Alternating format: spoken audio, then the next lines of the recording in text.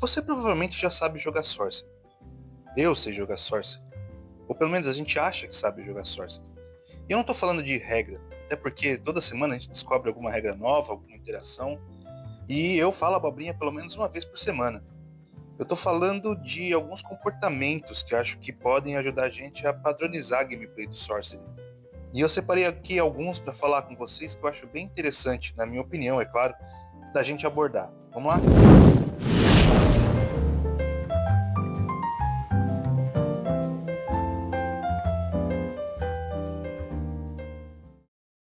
Bem, vamos lá. Estou usando aqui o tabletop porque eu achei que vai ser mais fácil de visualizar tudo, né? Por conta da iluminação que, como vocês podem ver, não é das melhores. É, então vamos lá. A gente tem aqui o playmat, né? O grid todo, o realm. E por que que é legal você posicionar os sites na borda dos squares? O que eu quero dizer com isso? Vamos dar um exemplo. Vocês acham que é melhor visualizar o jogo assim ou assim? Aqui fica um pouco mais clean, vocês não acham? Eh, Na minha opinião, o melhor jeito de você jogar o Sorcery é colocando os seus sites respectivos na borda de baixo do seu site, porque assim você pode bater o olho e já identificar, qual site é de quem. Aqui tudo bem que o fundo não está ajudando muito, né, porque aqui a paleta de cores está muito similar, mas vamos supor que o grid tivesse desse jeito aqui, ó. Vamos tirar esse Wizards dentro daqui.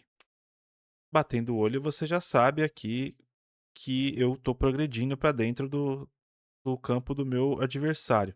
E aqui dá para ver que ele tá jogando numa linha um pouco mais defensiva. Fica principalmente melhor expresso. Eita! Fica principalmente melhor expresso aqui, ó. Nessa diferença de posicionamento aqui. Então, a pessoa que.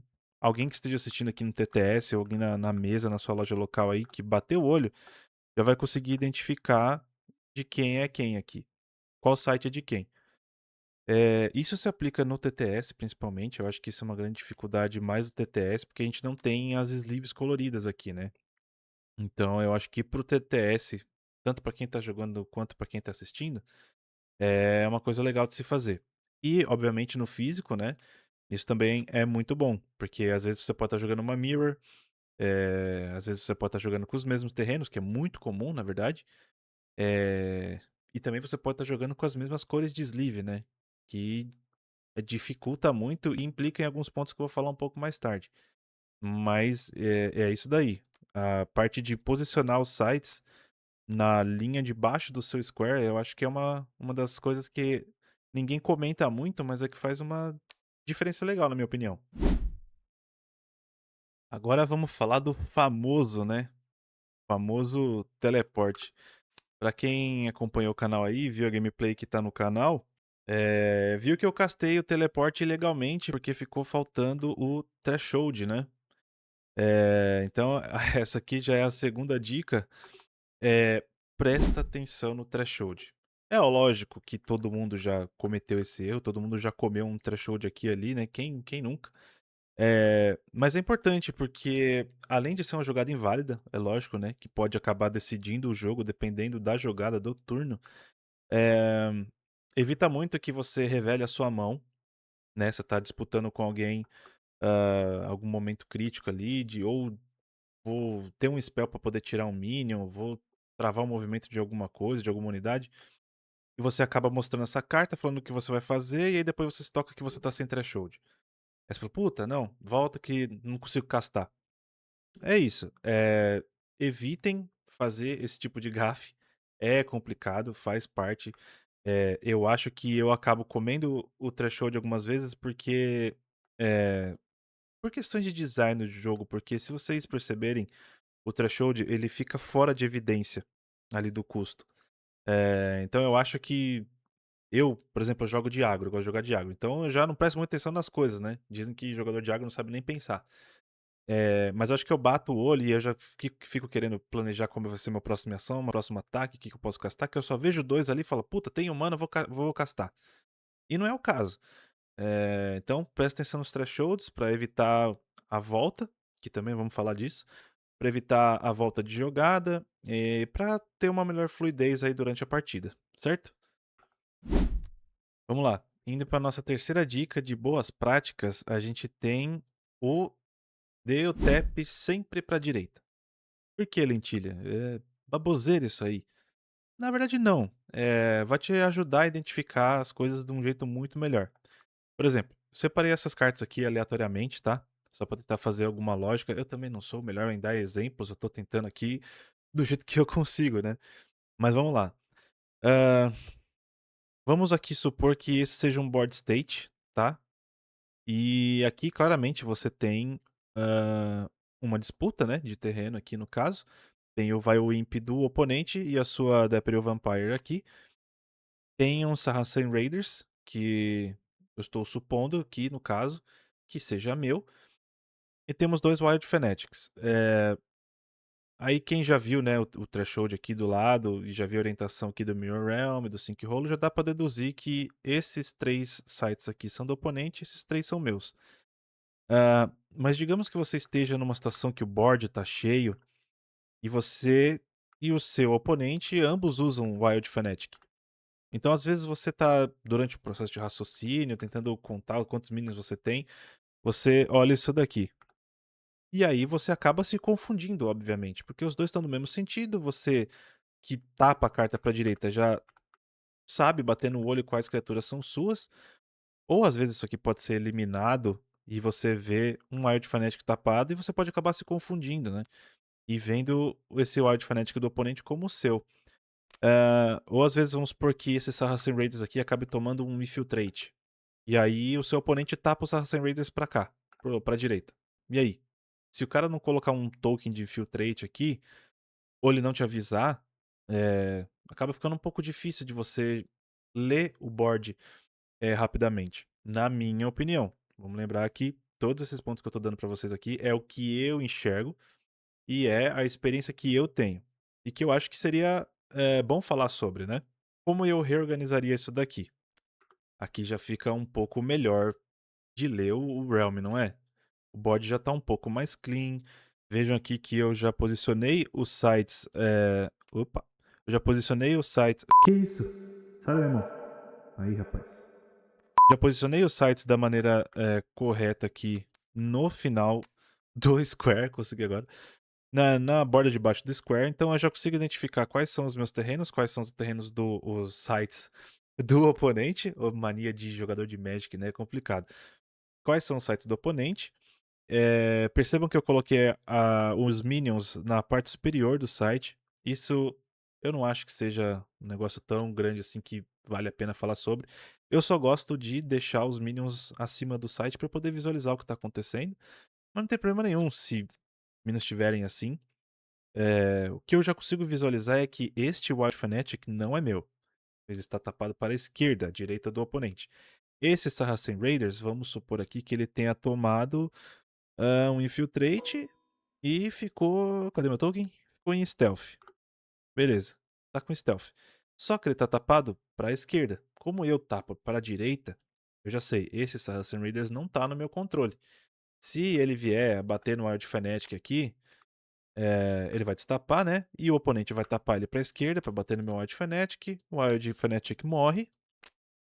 E aí eu vou ter o controle do Saracen Raider de novo. Então quando esse Stealth sair, aí eu posso tapá-lo pra direita, que eu sei que ele tá sob meu controle de novo.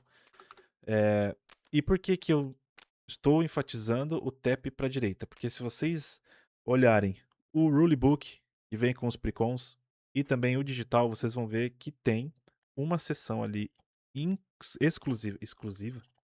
Exclusiva?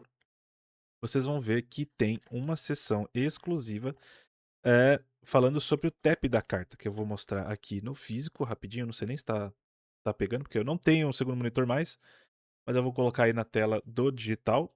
E diz: To tap a card, turn it to the right from its upright position. Ou seja, para dar o tap na carta, vire-a para a direita da sua posição em pé. Então, tá na regra que o tap é para ser feito para a direita. Se vocês estão jogando no TTS, essa dica é super relevante, por conta, de novo, de nós não termos as sleeves coloridas aqui e ser um pouco mais difícil da gente identificar de quem são as cartas. No físico, pode acontecer também se você estiver jogando com sleeves semelhantes ou sleeves iguais até, certo? Então isso daqui eu acho que é uma das coisas mais importantes aqui dessa lista, eu diria, porque eu acho que isso sim tem um impacto um pouco mais expressivo na leitura do game. Próximo ponto, a dica número 4. É mais uma qualidade de vida, né? Posicionamento de artefatos. Como assim, lentilha? Bem, nós temos aqui o exemplo do Battle Mage, que é o meu deck principal, que eu jogo de Battle Mage 90% das vezes, né? Eu uso muito artefato, então às vezes o meu Square pode estar assim, e pode acabar piorando, né? Se eu colocar mais uma Flaming Sword aqui, uma Ruby Core, um True Sight Crossbow. Claro, não chega ao ponto de ter tanto artefato assim anexado no Battle Mage. Mas vamos supor que você tá jogando com seu oponente e aí ele botou algum minion que tava carregando essas coisas aqui, algum Barrier morreu e ficou tudo aqui assim na mesa. Fica um saco, né, porque você vai ter que pegar todas essas cartas, aí tipo, vou andar com meu Battle Mage, flipa tudo e anda um Square. Não dá, cara, não dá. É claro que um momento que teria tanto artefato assim que seria mais realista, é... vamos ver. Angel's Egg, tanto faz. Tô aqui com 3 artefatos. Você já tá um outro problema aqui que você enfrenta durante o jogo. Às vezes as cartas vão ter tantas cartas dentro do Square que você vai acabar soterrando algumas. Por exemplo, pode ter algum minion aqui embaixo. Aqui a gente viu que ficou uma Philosopher's Stone lá embaixo. Então, tipo, isso dificulta muito. Pra quem joga de Battle Mage, principalmente, ter que lidar com tanta carta assim. E a minha dica é o seguinte: vamos utilizar o playmatch. A gente sabe que desse lado do playmatch a gente coloca eh, o nosso deck, né, o nosso Atlas e o Spellbook, o oponente faz isso do outro lado, e aí acaba sobrando esse espaço, esses dois espaços aqui. Então o que eu costumamente, o que eu faço como costume? Eu coloco os meus artefatos todos desse lado, ó. Todos eles. E aí isso deixa, caramba, o TTS é realmente complicado pra você ter uma noção, né? Isso deixa o board muito mais clean. Vamos supor que você chegue a algum ponto do jogo que você vai ter tudo isso aqui de artefato. Cara, de boa. Você ainda tá com os artefatos aqui na mesa, no canto, você sabe exatamente quais são. Obviamente que eu poderia me esforçar um pouquinho aqui pra, né, organizar isso aqui tudo bonitinho. Pronto, vai que seja, deixa assim. Eu deixo aqui tudo certinho, então eu já sei o que o meu Battle Mage tá usando e eu posso seguir o jogo com ele livremente. Sei lá, tem um site aqui, eu vou movimentar e eu sei que todos esses artefatos aqui estão comigo. Obviamente, seu oponente também vai saber disso. E se por algum acaso tiver algum minion que seja barrier de algum desses artefatos, ou se, por exemplo, eu quiser deixar o Angel's Egg aqui, eu trago ele pra mesa e sigo a minha vida me movimentando com o Battle Mage normalmente. Eh, Isso é, assim, pra mim, imprescindível pra ter um jogo mais limpo, um jogo mais claro. Porque, cara, não dá pra você sair de uma mesa dessas assim pra um negócio assim, sabe? Tem um minion do oponente. Você tem 4 artefatos no Battle Mage. Aí você tem o seu minion aqui embaixo. Dependendo do jeito que você deixar, do jeito que as cartas estão, vai esquecer que tem um Gaia ali embaixo, entendeu? Aí você vai se movimentar com o Battle Mage e fala: Puta, tinha um minion aqui, eu podia bater com ele primeiro, podia dropar algum artefato pra ele tirar vantagem e tal. Então essa é a dica que eu deixo. Se você for colocar artefato, principalmente se você tá jogando com um deck que usa muito artefato, Battle Mage, Ironclad, Blade Dancer, coloca os artefatos aqui no cantinho, ó, e já era. O jogo fica muito mais clean. A única coisa que você não pode fazer é esquecer que você tá com os artefatos aí, coisa que eu faço muito quando eu não presto atenção. Às vezes eu tô usando só uma Philosopher's Stone aqui, e aí eu falo: vou deixar aqui no canto. E aí eu vou castando as coisas sem reduzir o custo. Então, a dica é, se você for fazer isso daqui pra deixar o jogo mais limpo, sempre dá uma olhadinha aqui no canto, sabe? Sempre fique ligado no que você tá usando, porque aí você tem uma experiência muito mais fluida. É um jogo que não tem tanta poluição, digamos assim, durante a partida. E vamos para nossa quinta dica, que é utilizar as regras de torneio da Gen Con para o torneio aí competitivo semanal que você estiver jogando. O que é a Gen Con? Para quem não conhece, a Gen Con é o maior evento de tabletop de jogos de tabuleiro, né, da América do Norte. E o Sorcery fez parte da Gen Con aí da edição de 2025, e a edição de 2026 vai ser agora em julho, né? Talvez a gente possa ver alguma atualização aí nas regras de torneio da Gen Con, que nós vamos acompanhar e cobrir aqui no canal, se possível. E nós vamos falar de duas delas que a gente implementa aqui nos nossos semanais, né, aqui em São Paulo, para poder rodar os torneios de uma forma um pouco mais uniforme. Vou dar uma de Erix Curiosa aqui e fazer uma errata. Eu falei que a gente usa duas regras, né? Na verdade, a gente só usa a primeira, a segunda seria mais uma sugestão. Eu percebi que eu falei isso durante o vídeo e eu não tô afim de regravar essa parte, beleza? Mas é isso. O primeiro aspecto das regras de torneio da Gen Con que a gente utiliza aqui é após o Mulligan, o segundo jogador faz o Seer. Como vocês podem ver, tá aí o Seer, que ele diz que no começo do seu turno você olha o seu próximo site ou spell e você pode colocá-lo no fundo do seu deck. Ou seja, o segundo jogador vai olhar o topo de um dos dois baralhos e aí ele vai decidir se ele deixa ele no topo mesmo para dar o próximo draw ou se ele deixa no fundo.